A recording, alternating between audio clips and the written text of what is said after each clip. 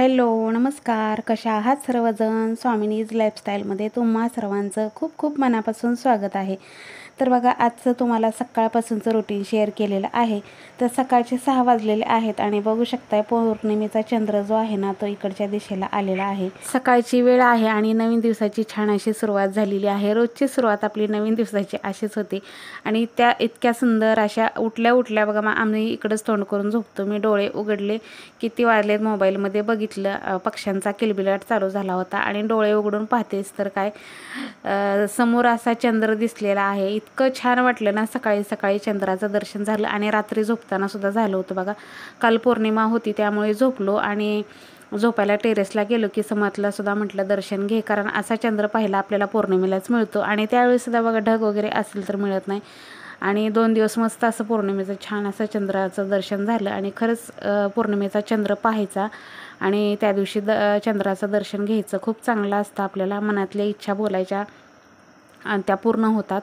आणि असं रात्री झोपायला वरती गेलो होतो, त्याच वेळेस चंद्र दिसला होता. त्यावेळेसच चंद्राला नमस्कार केला होता आणि सकाळी उठता क्षणी मोबाईल हातात घेतला, बघते तर काय इकडच्या दिशेला समोरच चंद्र आणि डोळे उघडले की डोळे उघडून वर बघायची गरजच नव्हती. अशी थोडंसं समोरच्या साईडला होता चंद्र आणि डोळे उघडले मोबाईलमध्ये किती वाजलेत पाहण्यासाठी, बघते तर काय समोर चंद्र आणि मस्त असं छान सुंदर सकाळी पण दर्शन झालं.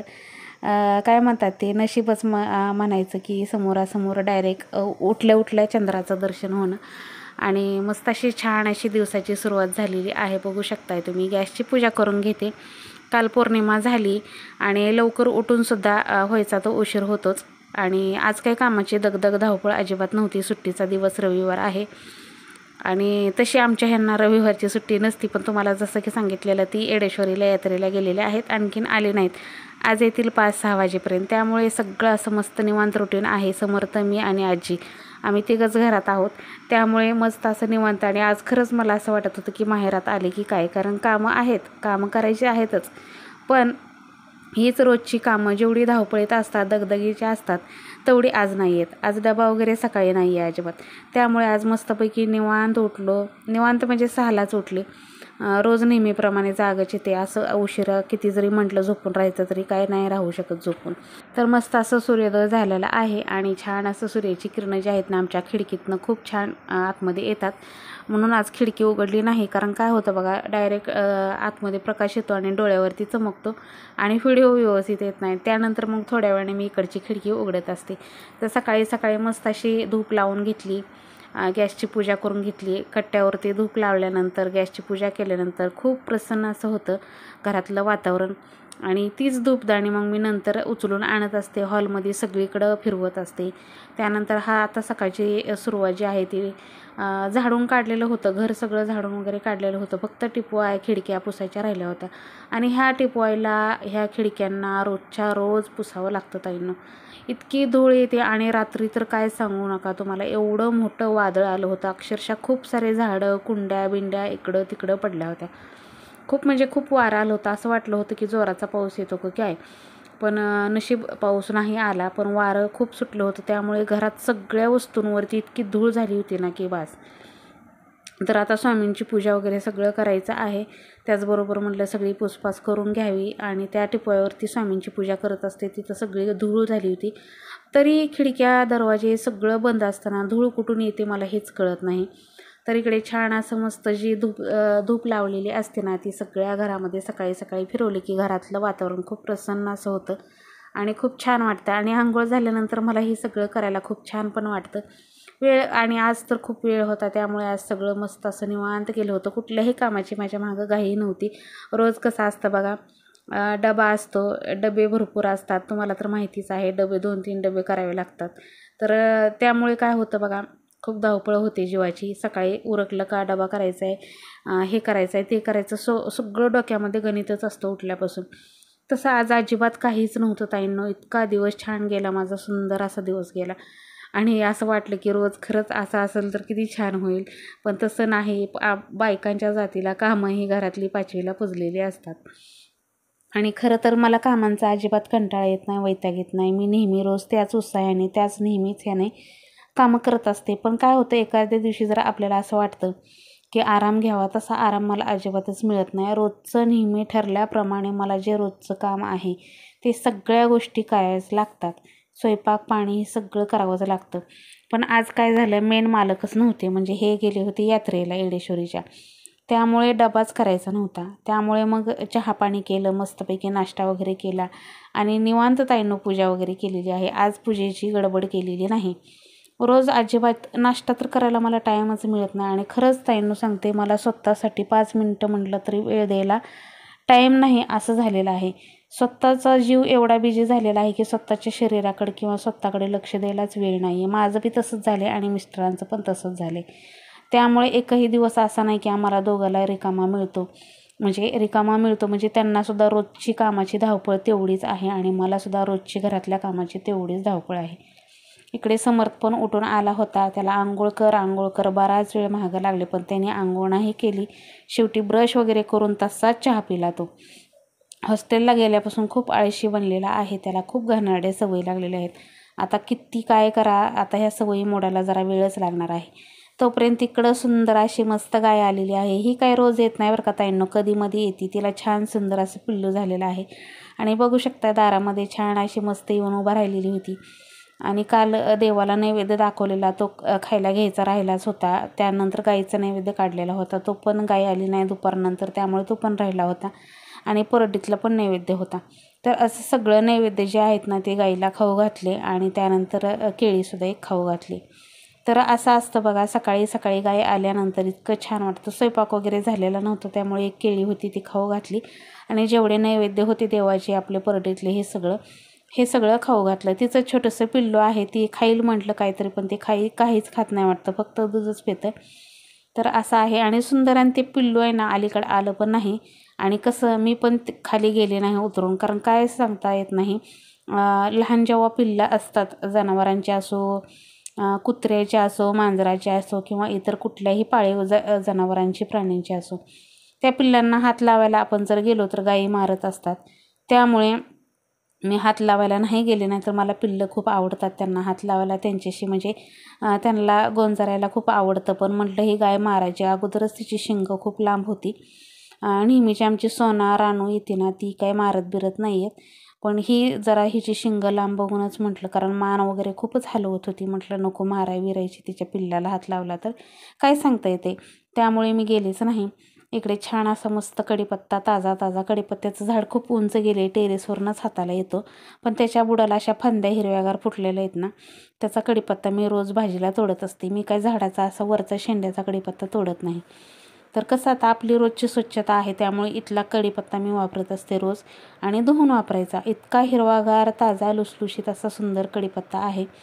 आणि इतके पोहे आणि उपीटामध्ये टाकल्यानंतर तर इतका छान लागतो ना कढीपत्ता, कारण देशी कढीपत्ता आहे. वास खूप येतो, तोडल्याचा वास, सुगंध इतका छान यायला लागला होता की असं वाटत होतं की कच्चाच खावा की काय, इतका सुंदर असा वास येतो. त्यानंतर बघा पोहे करायचे होते, पोहे वगैरे भिजू घातले आणि त्यानंतर स्वामींची पूजा केली. स्वामींची पूजा करून घेतली आणि पोहे भिजू घालून ठेवले आणि मस्तपैकी त्यानंतर पोहे खाल्ले, नाश्ता केला आणि त्यानंतर देवपूजा केली. तर आज न काय खाता पिता अजिबात नाही, खाऊन पिऊन देवाची पूजा केलेली आहे. रोज कशी आहे, फक्त चहा पित असते, चहा पिऊनच देवाची देवपूजा असते. पण आज तसं नाही, आज मात्र नाश्ता वगैरे करून पूजा केली. नाश्त्याच्या अगोदर स्वामींची पूजा करून घेतली, कारण स्वामींच्या पूजेला जास्त वेळ लागत नाही आणि म्हणून म्हटलं की स्वामींची पूजा वगैरे करून घ्यावी. त्यानंतर मग नाश्ता वगैरे करून मग त्यानंतर आपली देवाची देवपूजा करायला 1 तासभर तर लागतो. त्यामुळे म्हटलं जरा निवांत करूया आज आणि मस्त असे पोहे वगैरे भिजवून ठेवले. आणि असा दिवस बघा खूप दिवसातनं आला होता की स्वयंपाकच नव्हता सकाळी करायचा. नाश्ता वगैरे केला आणि समर्थ म्हटला दुपारी पण काय करू नको मम्मी, फक्त मॅगी कर.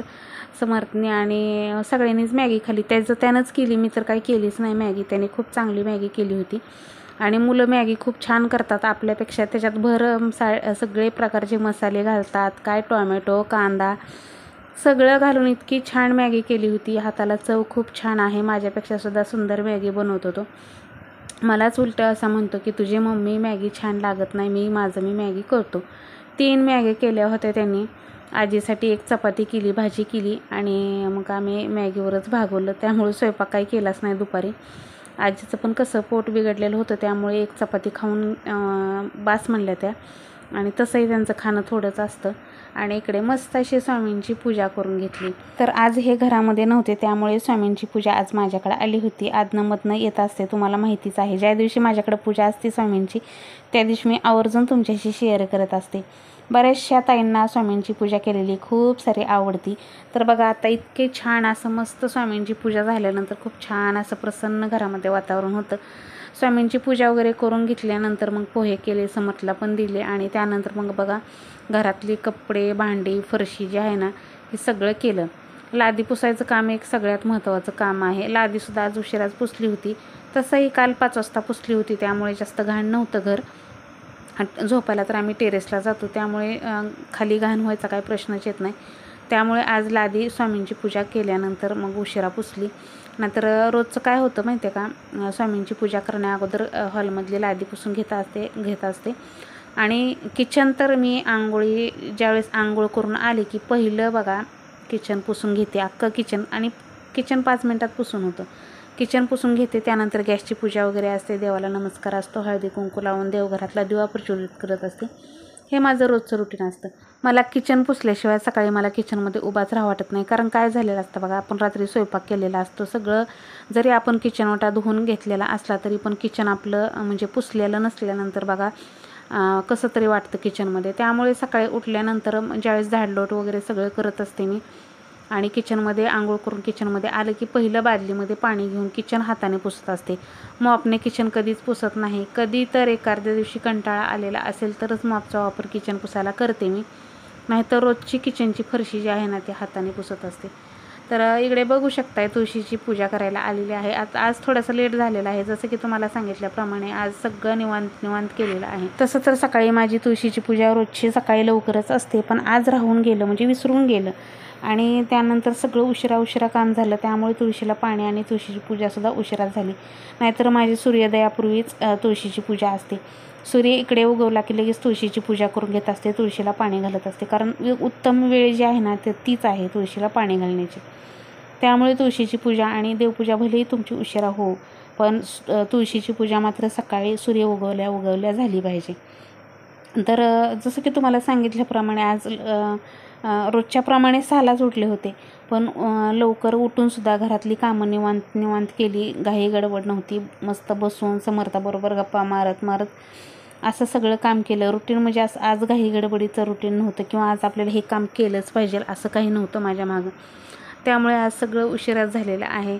आत्ता वाजलेले असतील 8:30-9ची वेळ असेल. दारामध्ये रांगोळी वगैरे काढून घेते, तुळशीला पाणी घातलं आत्ताच, आणि रांगोळी वगैरे उशिरा, नाही तर रोजची कशी 7:30-7:15ला रांगोळी वगैरे होते, तुळशीची पूजा होते.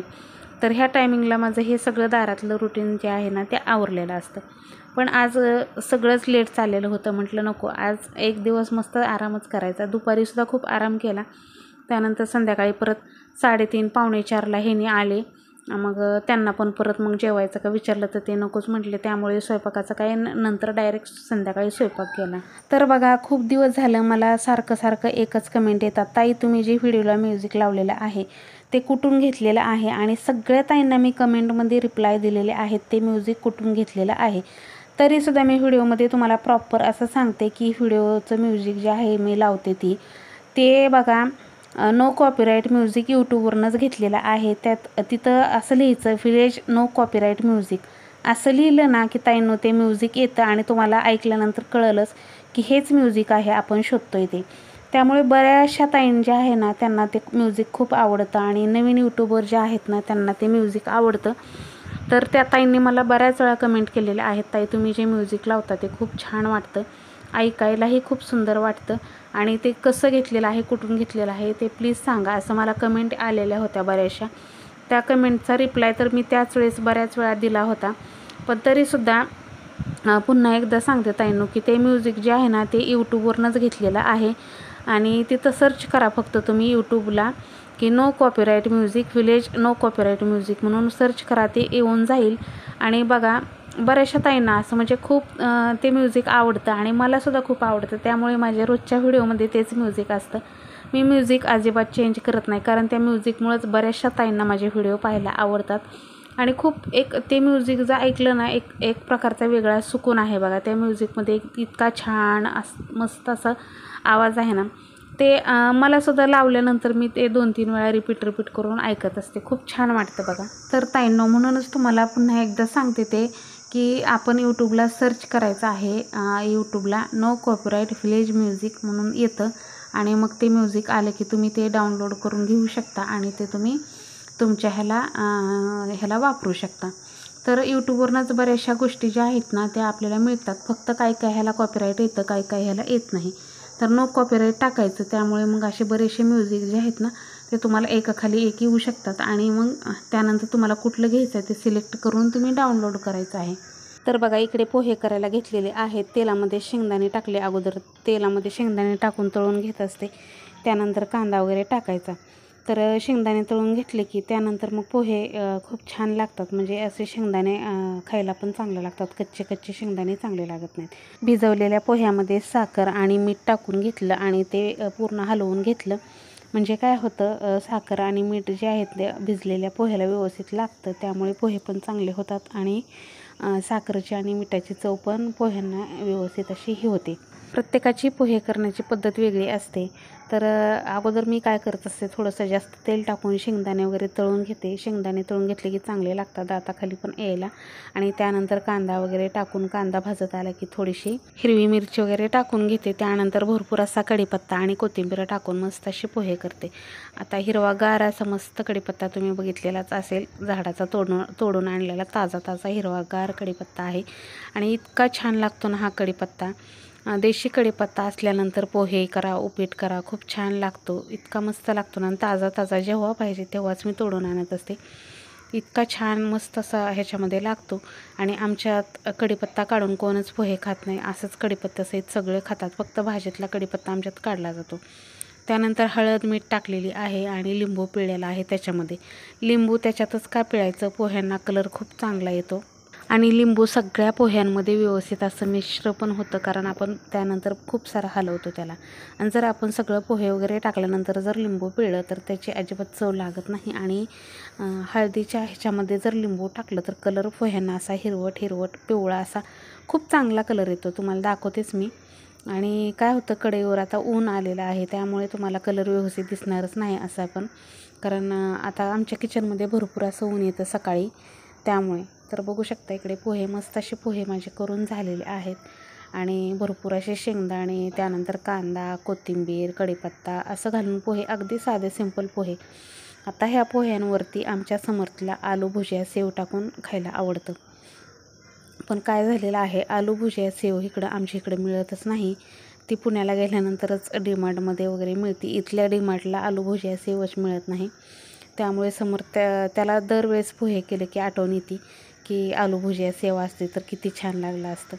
मग तो फरसाण वगैरे टाकून खातो. त्याला खरं तर लय आवडतं पोह्यांवरती असं फरसाण किंवा आलू भुजिया शेव किंवा सिंपल शेव असली ना तीसुद्धा टाकतो. त्याचे पप्पा दर बुधवारी सिंपल शेव जे आहेत ना ते आणत असतात, त्याला आवडते म्हणून स्पेशली. तर असा बसून आम्ही नाश्ता खूप दिवसांनी केला, कारण काय होतं तसं टाईमच मिळत नव्हता. तो पण सकाळी त्याचं पटकन आवरून तो पप्पाबरोबर जातो. इकडे आजीला पण पोहे दिले, समर्थने पण पोहे घेतले आणि आम्ही मस्त असा बसून नाश्ता केला. कसं रोजचा दिवस हा वेगळा असतो. रोज काय असतं, उठायचं, पटकन आपलं सगळं आवरायचं, त्यानंतर देवपूजा करायची, त्यानंतर स्वयंपाक वगैरे करायचा, डबे पॅक करायचे, परत घरातल्या लाद्या पुसायच्या, भांडे घासायची, किचन ओटा आवरायचा. ही सगळी कामं रोजची असतात आणि त्यामुळे काय होतं, खूप धावपळ दगदग होते. त्यामुळे असं बसून कधी नाश्ताच होत नाही. समर्थ काय करत होता बघा, खाताना मोबाईल घेत होता. त्यामुळे मग मी तो मोबाईल ओढून घेतला त्याचा आणि चार्जिंगला लावला. काय होतं बघा, मुलांना अशा घाण सवयी लागतात आणि खाताना जर आपण मोबाईल वापरला तर काय होतं, म्हणजे खात जर मोबाईल बघितला तर ते खाल्लेलं अंगी लागत नाही. आणि हे लहानपणापासूनच अशा सवयी मुलांना लागतात. पण समर्थला लहानपणापासून अशा सवयी नव्हत्या. पण ज्यावेळेस तो हॉस्टेलला गेला त्यानंतर मग इकडे तिकडं बाहेर ठेवलं की मुलं अशी बिघडतात बघा. आणि त्याच्या आता खूप साऱ्या सवयी ज्या लागलेल्या आहेत ना, त्याच्या सवयी ज्या आहेत ना त्या सगळ्या मला घालवायच्या आहेत. एक करून आता चालू आहे. तर तो सारखं म्हणतो त्याला, आणि समजून सांगितलं ना त्याला बऱ्याच गोष्टी कळतात. आता मुलं मोठी झालेली असतात त्यामुळे त्यांना ओरडून वगैरे काहीच फायदा नसतो. त्यांना समजून सांगाल तेवढं ते ऐकतात. तरी त्यानंतर बघा मस्त अशी देवाची पूजा करून घेतली आणि बघू शकता आज मस्त अशी सुंदर अशी शेवंतीची फुलं देवांना वाहिलेली आहेत. तर असं मस्त असं वातावरण झालेलं आहे देवघरामधलं. रोजचंच होतं, रोजचंच देवपूजा केल्यानंतर माझ्या देवघरामध्ये इतकं प्रसन्न असं वातावरण होतं आणि घरातसुद्धा. तर छान अशी आईसाहेबांची पूजा वगैरे झालेली आहे आणि छान मस्त असं लगेच देवपूजा झाल्यानंतर लगेच आरती करून घेते.